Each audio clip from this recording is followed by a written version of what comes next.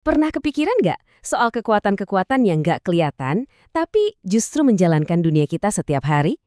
Dari lampu di kamar sampai layar ponsel di tanganmu, semua itu ditenagai oleh keajaiban sains yang luar biasa. Oke, kita bakal selami bareng-bareng ya.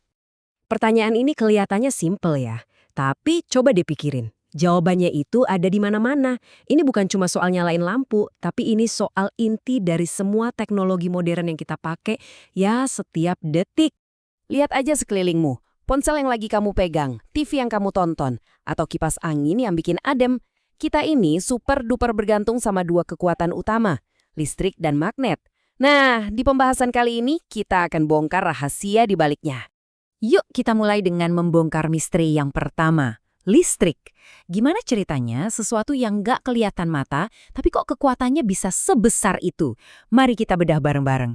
Gini deh, biar gampang, bayangin aja listrik itu kayak air yang ngalir di pipa.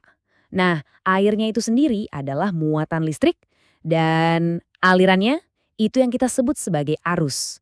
Aliran inilah yang bawa energi buat nyalain macam-macam perangkat. Sekarang, ayo kita lihat lebih dalam lagi. Apa sih sebenarnya aliran energi ini dan gimana cara kerjanya di dunia nyata? Nah, kalau secara ilmiahnya, arus listrik itu adalah pergerakan muatan-muatan listrik, biasanya sih elektron, yang lewat di sebuah material yang disebut penghantar. Terus apa yang bikin mereka gerak? Sesuatu yang kita sebut beda potensial, atau gampangnya tegangan. Anggap aja tegangan ini kayak pompa yang dorong air tadi. Oh iya, penting banget nih buat bedain dua jenis listrik. Ada listrik statis, ini tuh pas muatannya cuma diem atau numpuk di satu tempat. Contohnya, rambutmu yang berdiri pas digosok balon. Satunya lagi listrik dinamis. Nah, ini dia nih muatan yang bergerak, yang ngalir. Inilah listrik yang nyalain lampu dan nge-charge HP kita. Oke, sekarang giliran kamu. Coba berhenti sebentar dan lihat sekelilingmu. Ada apa aja? Laptop, lampu meja, charger HP. Sadar kan kalau listrik dinamis itu ada di mana-mana. Ngelilingin kita terus.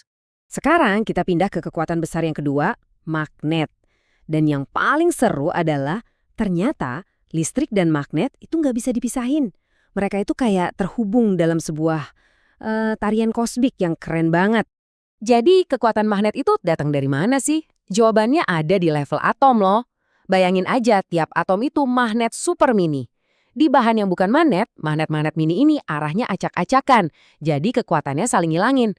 Tapi di bahan magnetik kayak besi, semua magnet atom ini barisnya rapi, sejajar, dan akhirnya menciptakan satu medan magnet raksasa yang kuat. Hubungan mesra antara listrik dan magnet ini diungkap sama dua ilmuwan hebat. Tahun 1820 ada Hans Ørsted yang bikin penemuan pertama. Terus, 11 tahun kemudian Michael Faraday datang dan melengkapi puzzle-nya. Nah, ini dia nih momen aha dari Ørsted.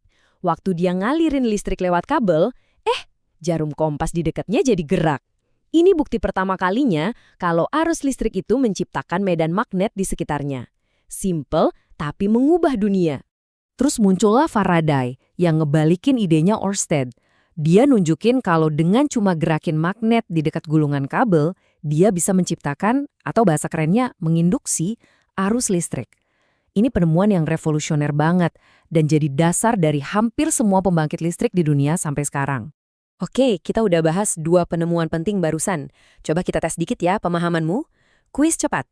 Prinsip yang mengubah gerak jadi listrik tadi disebutnya apa, hayo? Pertanyaan kedua, siapa nama ilmuwan yang pertama kali buktiin hubungan listrik ke magnet lewat eksperimen kompasnya? Dan jawabannya adalah C untuk pertanyaan pertama dan B untuk yang kedua. Gimana? Bener kan? Jadi ingat ya, induksi elektromagnetiknya Faraday itu kunci utama generator, sementara Ørsted adalah orang yang ngebuka pintunya. Nah, setelah paham dasar-dasar listrik dan magnet, sekarang kita lihat gimana ilmu ini dipakai buat jawab tantangan terbesar kita semua. Gimana cara kita menyalakan masa depan dengan cara yang berkelanjutan?